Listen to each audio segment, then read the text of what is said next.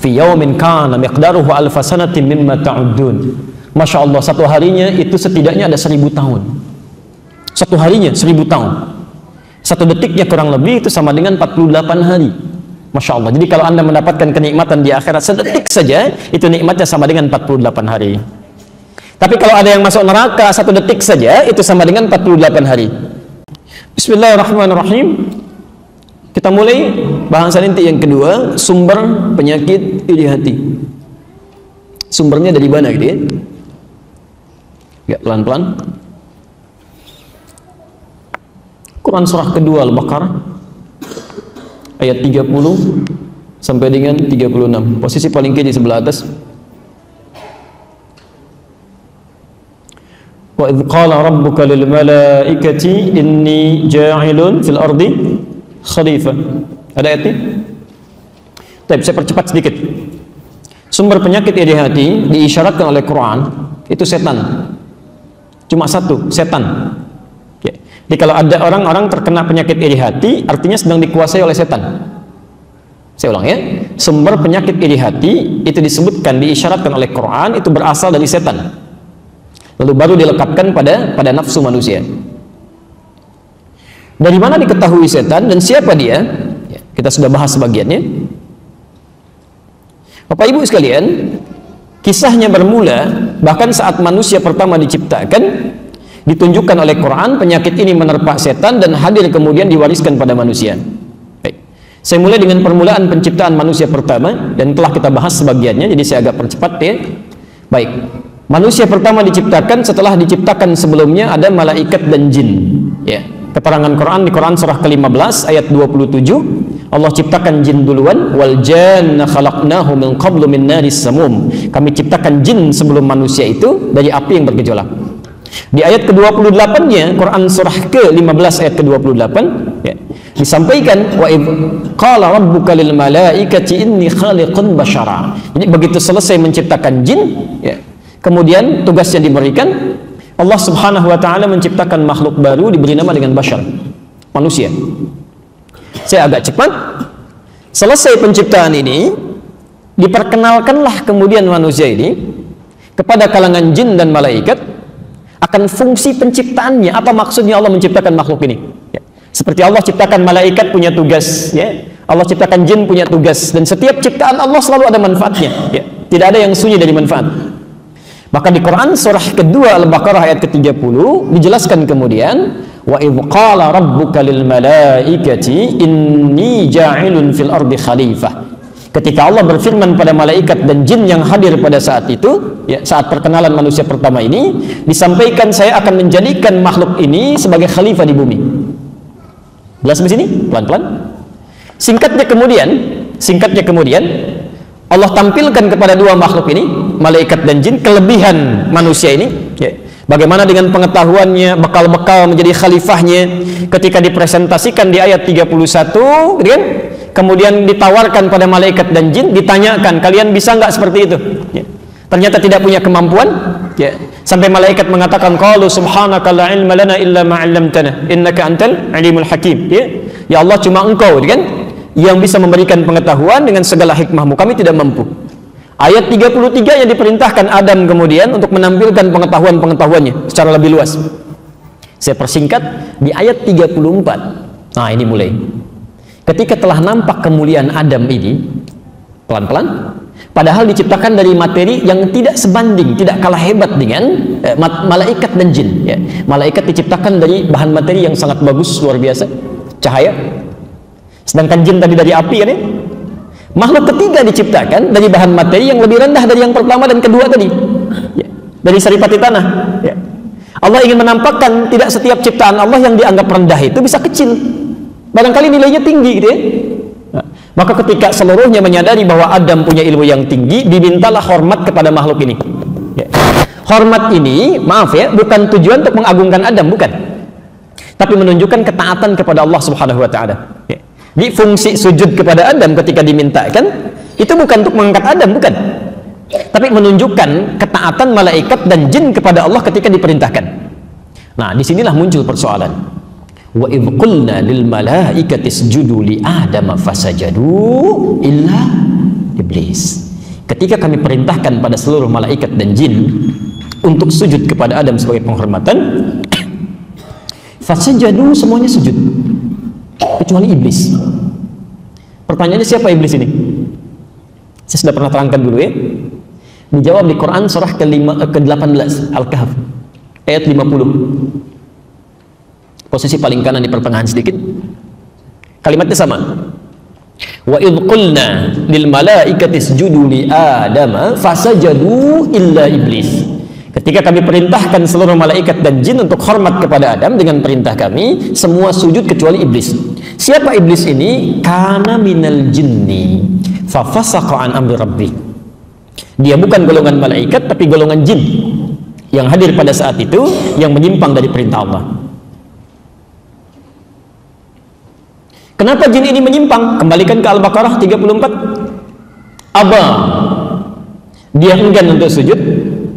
Wastakbar, ya, dia sombong, tidak mau hormat kepada Adam atas perintah Allah. Tapi sombongnya ini kenapa gitu kan? Kenapa sombongnya? Kita harus cari, ya. Apakah sombongnya karena hal tertentu atau ada sedang penyakit melekat pada dirinya? Maka dijawablah kemudian sifat sombong ini dengan satu penyakit yang luar biasa. Quran surah ke-7 ayat ke-12. Posisi paling kiri sebelah atas di mushaf standar. Lihat kalimatnya. Qala ma mana'aka alla tasjuda idh amartuk. Allah kemudian menyampaikan kepada iblis, ya, kepada jin tadi, apa yang menyebabkan kau tidak mau sujud ketika saya perintahkan? Perhatikan poinnya, Bu, ya, Pak, ya. Lihat kalimat Qurannya. Ketika saya perintahkan. Jadi sebetulnya semua ibadah itu Allah nggak butuh. Maaf, itu tidak butuh. Jadi kita semua tidak sujud pun tidak sholat kepada Allah semuka bumi, itu tidak akan menurunkan derajat Allah sebagai Tuhan. Allah tetap Tuhan, nggak akan berkurang kemuliaannya, ya. Tapi semua ibadah yang diperintahkan, diminta, dikerjakan, itu hanya menunjukkan ketaatan kita saja sebagai seorang hamba, ya. Kita yang perlu. Nah, ketika Allah tanyakan, kamu kenapa nggak mau sujud? Ya, sebetulnya Allah Maha tahu, nggak dijawab pun sudah ketahuan. Hanya untuk menerangkan nanti kepada kalangan malaikat, kepada kalangan jin yang ada pada saat itu, termasuk kita saat ini. Ini loh penyebabnya, yang menyebabkan dia bisa menyimpang dari ketentuan Allah. Jadi kalau ada orang-orang terkena penyakit ini nanti, Anda mesti waspada, Anda punya potensi menyimpang nantinya. Itu maksudnya, ya. Maka ditanyakan kepada jin ini, kenapa? Ini kan kamu tidak mau sujud kepada Adam ketika saya perintahkan. Lihat kalimatnya. Alhamdulillah. Ana khairum minhu. Khalaqtani min narin wa khalaqtahu min tin. Saya lebih hebat dibandingkan dia. Saya lebih bagus. Ya, lebih baik dibanding dia. Engkau ciptakan saya dari bahan yang lebih bagus dari dia, dari api. Sedangkan kau ciptakan dia dari bahan saripati tanah saja. Insyaallah, pelan-pelan. Kalau dibaca sekilas, kelihatannya sifat sombong yang muncul. Tapi kalau Anda baca runtutan ayatnya dengan yang lainnya, sebetulnya sifat ini muncul bukan karena cuma sujudnya, ya. Karena iblis ini, jin ini menginginkan dia yang dipilih menjadi seorang khalifah. Kembalikan ke ayat 30 tadi Al-Baqarah. Seolah-olah bahasanya begini, kenapa yang ditunjuk jadi khalifah dia, bukan saya? Saya kan lebih hebat, ya. Bahan saya lebih bagus, kemampuan saya lebih tinggi, kan? Kenapa nggak dipilih saya? Kok dipilihnya dia? Jelas ya? Jadi saat yang bersamaan makhluk ini menginginkan nikmat yang melekat kepada Adam itu hilang, ya. Dia ingin ambil itu, ya. Lebih baik bukan Adam yang mendapati, saya yang harus dapat, dan nikmat Allah yang dititipkan kepada Adam itu mesti hilang.